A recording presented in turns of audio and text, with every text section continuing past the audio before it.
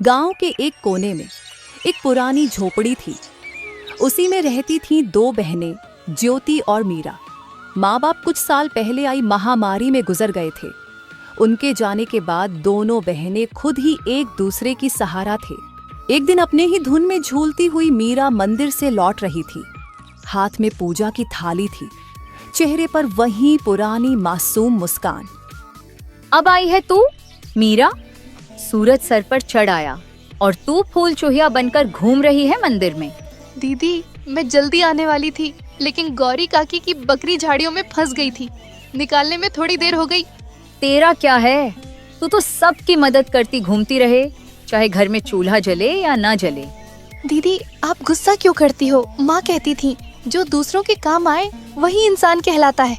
माँ अब नहीं है मीरा, और उनके कहे बातों की अब इस दुनिया में कोई मूल्य नहीं रही। अब कोई किसी के लिए कुछ नहीं करता। मीरा चुप हो गई। उसके चेहरे पर हल्की उदासी थी। वो झोपड़ी के कोने में रखे उस लकड़ी के संदूक तक गई जिसमें माँ की यादें अब भी सांस लेती थीं।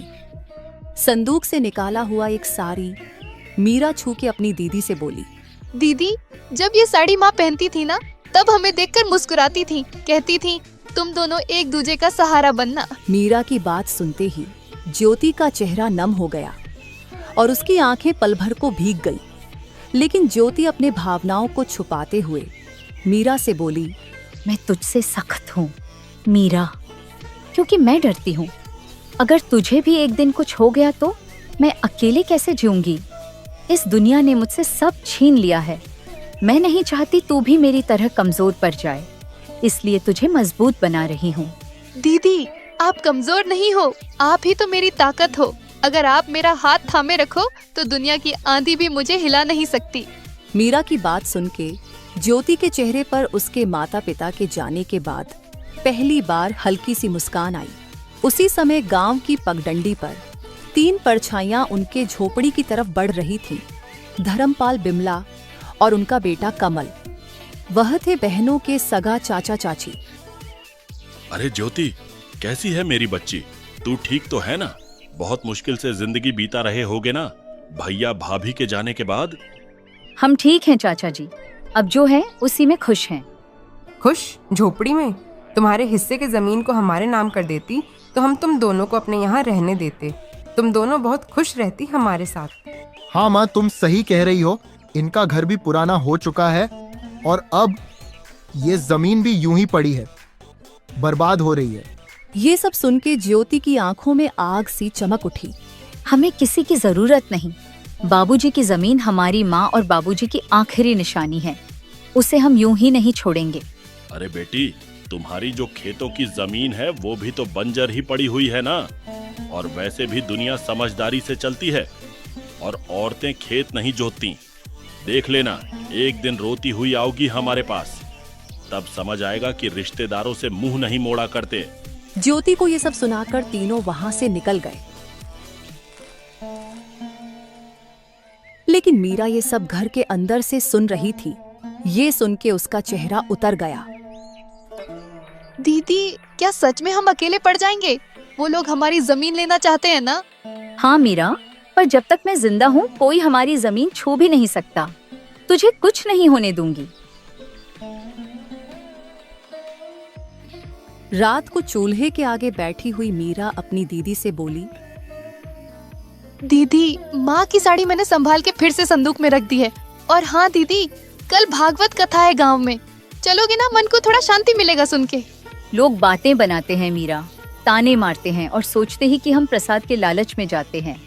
पर हम तो अच्छे हैं ना, हमने कभी किसी की मदद नहीं लिया है। हमें डर कर नहीं, डट कर जीना चाहिए दीदी।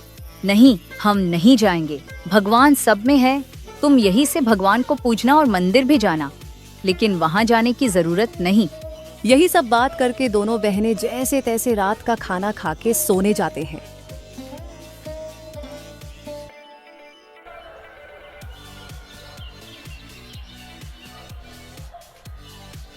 अगली सुबह दोनों बहनें अपनी जमीन को देखने जाते हैं, जिसमें दोनों बहनों ने मेहनत करके थोड़ी सी सब्जियां उगाई थी।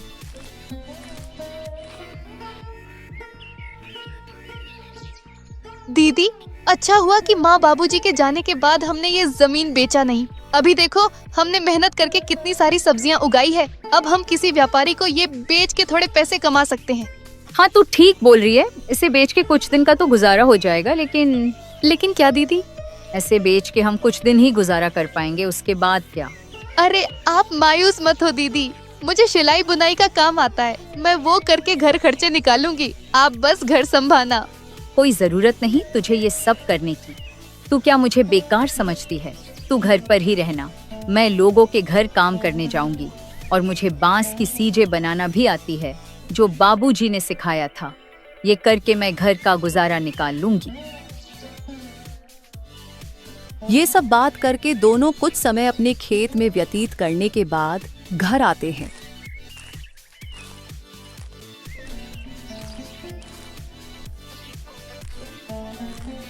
और अपने अपने काम में लग जाते हैं। रात को जब दोनों सोने जाते हैं, तब दोनों बहनें अपनी मुश्किल भरी जीवन के बारे में एक दूसरे से बात करने लगते हैं। दीदी, माँ बाबूजी के बिना ये रातें और भी डरावनी लगती हैं। सब कुछ खाली खाली लगता है ना दीदी? हाँ मीरा, पर अब हम माँ बाबूजी दोनों की जिम्मेदारी निभा रहे हैं। हमें हार नहीं माननी। ये जमीन, ये घर, सब कुछ उनका दिया हुआ है। हमें इसे बचाना है किसी भी कीमत पर। यही सब तो माँ बाबूजी की यादें हैं। ज्योति बहुत ही हिम्मती थी। वह तो किसी से मदद भी नहीं लेना चाहती, लेकिन उसे अपनी बहन को लेके बहुत चिंता होती थी। अगले दिन जब दोनों बहनें खेत पर पहुंची, तो देखा कि जमीन के बीच एक खूंटी गड़ी हुई थी। दीदी, ये जमीन के बीचों बीच खूंटी कौन गाड़ गया?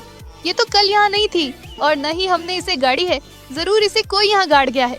ये जरूर हमारे चाचा चाची का काम होगा, लेकिन ये काम बिना किसी सरकारी आदमी के नहीं होता। इसका मतलब हमारे खेत को ये लोग बांटने की साजिश चला रहे हैं। उसी वक्त दूर से धर्मपाल आता दिखा और उसके साथ बिमला और उनका बेटा कमल भी था। तीनों के चेहरे पर अजीब सी मुस्कान थी। अरे बेटियों, घबरा क्यों रही हो? हम तो बस मदद करना चाहते हैं। तुम्हारे माँ बाप के जाने के बाद जमीन की देखभाल जरूरी है। तुमसे अकेले तो होगा नहीं। चाचा जी, आपकी मदद की जरूरत नहीं है हमें। ये जमीन हमारी माँ बाबूजी की निशानी है। इसे किसी के हवाले नहीं करेंगे। अरे बच्चियों, ऐसे कैसे नहीं दोगे? ये जमीन तो तुम्हारी और हमारी। कमल के दादाजी ने अपने दोनों बेटों को बराबर हिस्सा करके दिया था, लेकिन शायद तुम्हारे पिता अपने आखिरी दिनों में तुमसे ये बात बोलना भूल गए। इतने साल तो हम साथ ही खाए पिए हैं। हम तो तुम्हारे भलाई ही चाहते हैं। अब ये दुश्मनी क्यों? दुश्मनी तब शुरू हुई चाची, जब आपने हमें अकेले समझकर हमारी जमीन पर नजर डाली। और चाची, दुश्मनी तो आप लोग हम दोनों से निकाल रही हो। अरे मीरा, इतनी गरज क्यों रही हो? छोटी हो छोटी बनकर रहो। ऐसे बड़ों के बीच मत बोल, समझी? अरे जाओ, कैसे बड़े लोग जिनकी सोच छोटी होती है, वे उम्र में बड़े होके भी सम्मान के हकदार नहीं होते। मीरा, तू कुछ मत बोल। और हाँ, अब अगर आप लोग हमारे खेत के पास भी आए तो अच्छा नहीं होगा। हम कमजोर दिखते हैं पर डरते नहीं। धर्मपाल ने सबको चुप कराकर कहा। ठीक है बेटियों, हम कुछ नहीं कहेंगे, लेकिन कानून अपना काम करेगा। जब जमीन के सरकारी कागजात आएंगे तो देख लेना। जब तुम्हारे नाम नहीं निकलेंगे तो खुद समझ जाओगी कि जमीन किसकी है। तीनों वहां से चले गए। ज्योति और मीरा कुछ देर तक खामोश खड़ी रहीं। दीदी, क्या वो सच में कागज बदलवा सकते हैं? कुछ भी कर सकते हैं मीरा। लालच में आदमी अंधा हो जाता है। हमें किसी पे भरोसे नहीं करना चाहिए। अब हमें बहुत संभाल के रहना पड़ेगा। उसी दोपहर दोनों बहनें सरपंच के पास पहुंची। चौपाल में गांव वाले बैठे थे और वहां पहले से ही धर्मपाल बैठा हुआ था। सरपंच जी, हम आपके पास न्याय मांगने आए हैं। हमारे चाचा चाची जमीन हड़पना चाहते हैं और शायद पटवारी से मिलकर फर्जी कागज बनवा रहे हैं। हम अनाथ हैं, इसका मतलब ये नहीं कि हम बेबस हैं। हमें अपने माँ बाबूजी की जमीन किसी हाल में नहीं देनी। कृपया आप हमारी मदद करें। धर्मपाल जी, अगर ये सच है तो ये गांव की मर्यादा के खिलाफ है। परिवार के नाम पर ठगी करना यहाँ नहीं चलेगा।